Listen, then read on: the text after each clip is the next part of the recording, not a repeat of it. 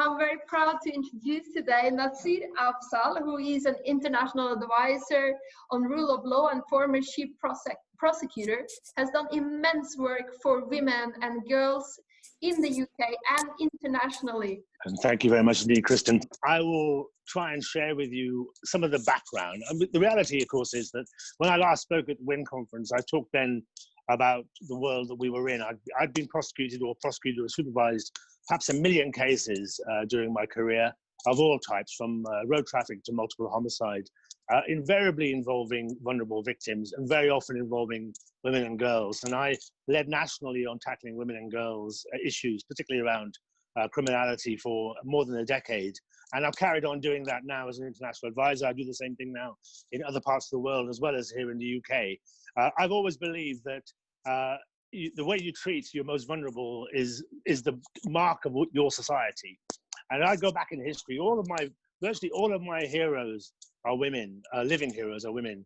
My mother, God bless her, 92 years old now, attached to an oxygen tank 24/7, is still with us and still fighting. But back in the early 60s, when she first arrived in the UK, and before I was born, she was the person that was networking the community and making sure the women of the community weren't left behind, despite the fact that we were living in a very patriarchal and perhaps some respects misogynist community. So I think I pay tribute to her and all she's done, and all the women that have touched me throughout my career. And very often they've been people who've been at their wits' end because services, authorities, organizations have just not listened to them.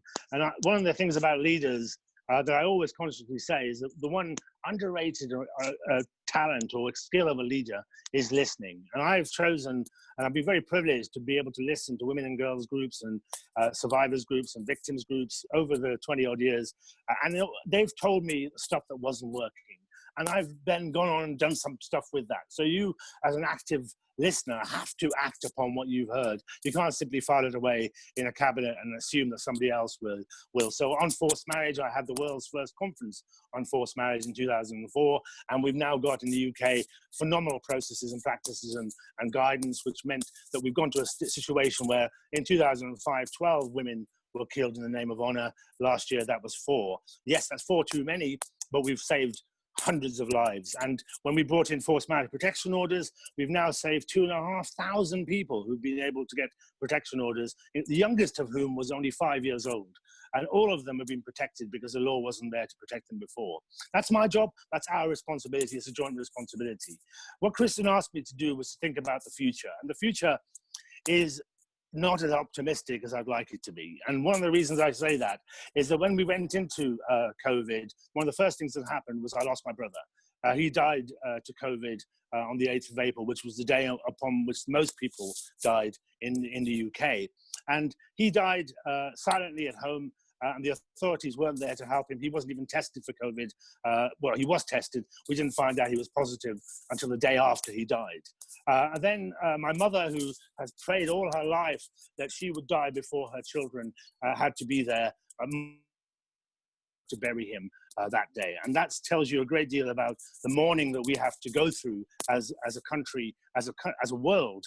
We still haven't gone through in the months and years ahead.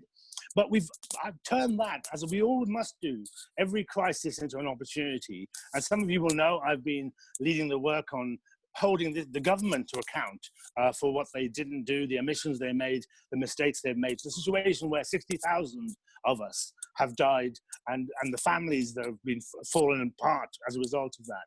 It is an enormous catastrophe, and one that the women, unfortunately, are having to burden disproportionately, not just because they're the victims, but because they are the family makers. They're the people holding the families together at times when, quite frankly, they would fall apart.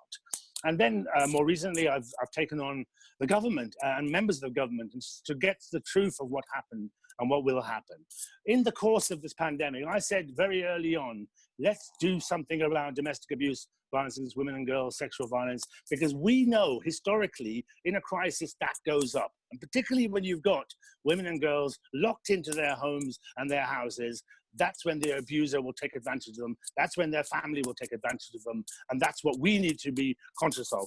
Thankfully, it took a while, The government recognized that, and we now have things in place, including sizable amounts of funding, which will ensure the NGOs do some great work in protecting and supporting. One thing that I've not just recently, in fact, an hour ago, I raised with the government is, are they ready for what happens when we leave lockdown? When we leave lockdown, as we've learned already in New Zealand, the phenomenal work Jacinda Ardern did, she knows, there's no doubting the phenomenal work she did has saved hundreds, if not thousands of lives. But in the 2 weeks since lockdown has been lifted in New Zealand, they have had more domestic abuse, violence against women and girls, sexual violence reports than in the 2 months previously. Because when they come out, when they're able to go to school and report their abuse, or when they're able to go out and report their abuse, the authorities have to be ready to deal with that. And currently, they're not in a position to deal with it. They don't have the resources. And we have to recognize what Julia said a moment ago about the future. The future will be one where there will be less money. We've spent hundreds and billions of pounds in order to protect jobs right now. But that means that I've already told, I'm a patron of 9 NGOs, all women-led, all of them working to protect women and girls across the country and 2 across the world.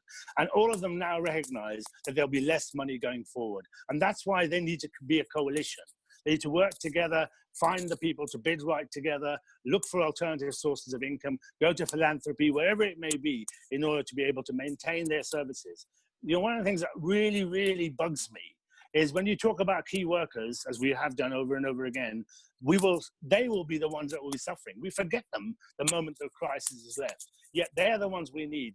You know, let's just think, who protects our children? Who protects our women and girls? They're the ones literally working on a shoestring right now, and they'll have less of a shoestring as we go forward. The future is scary, and that's why we need to ensure that we work together in order to tackle this. And that means working with men, because men are the allies here. They ought to see themselves as allies here. They ought to see that their responsibility, you know, let's make it clear, there is no problem for which men aren't the cause, none. We are responsible for the abuse of women and girls up and down the country, up and down the world. There is no community where women and girls are safe. You know, I've tried to confront it. Last year when I was at the WIN conference, I was really optimistic. I'm just about to finish my memoirs. In fact, they're out now if you want to buy them. The prosecutor is available. You can get them on Audible, by the way. You can listen to me telling you, reading them to you for 8 hours. My wife said, why would she ever buy the Audible? She hears from me all the time. Why another 8 hours? So, but you can. And the stories there are the stories of the victims who have changed me. You know, when I saw a child, an 18-month-old baby, being raped in a video in 1998, my world changed. There is no way I could go back to, let's carry on as before. We all have to recognize our responsibility to ensure that all of us are kept safe. And all of us, that means every single member of our community and every single member of our family. And I have prosecuted more than 100 homicides every year. I have prosecuted 12,000 rapes during my life and my career.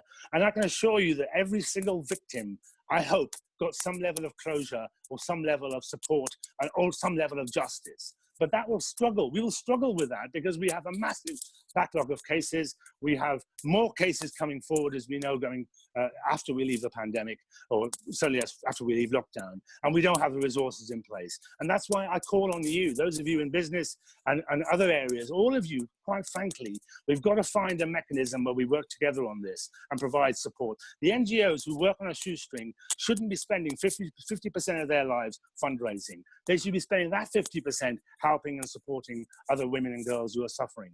And it really, really irks me when I see them out there trying to save money or hope that more volunteers will turn up. That's not going to happen unless we work together and solve this issue. You know, I've been very conscious that I go back to what I said about men being responsible. Every time I speak to a group of men, and I do it all the time, hundreds of men in the room, I go at them like nobody's business. I ask them that 1 in 4 of them are probably abusing their women and girls at home. That's the data, that's the statistics. That 1 in 5 women will be sexually offended against. 1 in 5 women will be stalked. 2 women will be killed every week. That's gone up during lockdown. 5 women every week have been killed during lockdown. We have a significant problem that will only get worse unless we deal with the issues, the prime causes of this, which is misogyny, which is patriarchy, which is the fact that women are seen by men as something that should just leave in the corner and treat with disdain as so frequently as we do.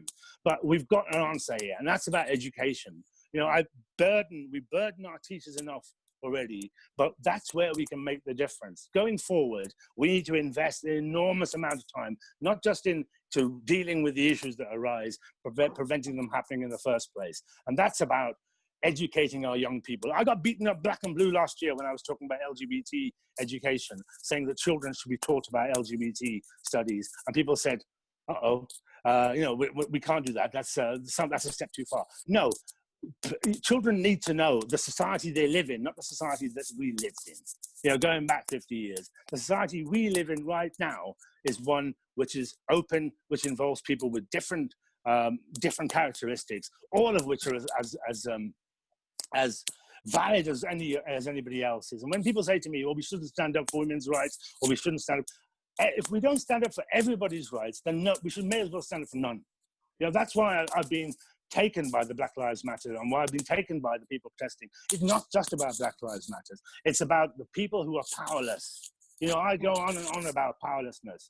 This is all about power. This is all about, unfortunately, men, we have the figures, in positions of power, and women not necessarily being so. And when women are in positions of power, as you heard earlier on, they've got through the pandemic 10 times better or 100,000 times better than those of us who've been led by men and populist men. So we've got a responsibility here, which is about ensuring that more women and girls are protected, more women and girls have the potential to succeed. I've dealt with so many cases in my life, in my career. All of them have touched me, and none of them left me. All of them were people whose potential was extinguished because of men, and because of men saying to them that they can't do this, or that their behavior is somehow out of step, and as a result, they must do something differently, and that they suffer consequences if they do so. But this is about the power of one. You know, there is no bureaucracy on earth that's changed the world. It's one person that changes the world. Do you really think South Africa would be free if it wasn't for the fact that Nelson Mandela read that? Do you remember when Rosa Parks sat in a chair that was not meant for her, and what that led to in terms of the civil rights movement? And then you look at Greta and climate change. You look across the world. You look at women, and it's usually one woman, or very often one person, that will suddenly bring the change. And they need to be supported. They need to be given the advocacy and everything, the opportunity to bring people on and make them succeed. You know, I'm desperately sure. I've got one daughter and three kids. My daughter is my eldest. She graduated in law from university a short while ago.